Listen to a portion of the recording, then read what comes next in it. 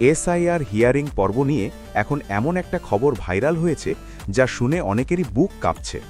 অনেকেই ভাবছেন মাধ্যমিকের অ্যাডমিট কার্ড দেখালেই হয়তো হিয়ারিংয়ে কাজ হয়ে যাবে, কিন্তু এখানেই আসল চমক।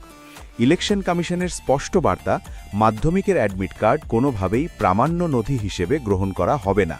হ্যাঁ, একদমই না। কারণ অ্যাডমিট কার্ড মানে শুধু পরীক্ষায় বসার অনুমতি, এটা পাশ করার প্রমাণ নয়।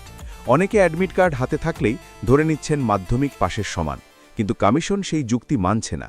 এই ভুল বোঝাবুঝির কারণেই অনেক জায়গায় হিয়ারিং সেন্টারে অ্যাডমিট কার্ড নিয়ে গিয়ে ভোটাররা অফিসারদের সাথে তর্কে জড়িয়ে পড়ছেন, ঝামেলা মারছে।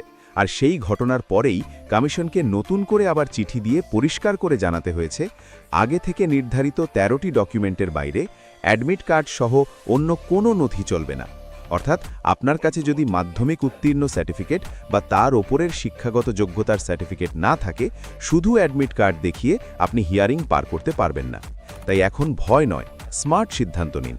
শেষ মুহূর্তে ভুল ডকুমেন্ট নিয়ে গিয়ে সুযোগ নষ্ট করবেন না, কারণ সময় খুব কম আর সিদ্ধান্ত হবে প্রমাণ দেখে, অনুভূতি দেখে নয়।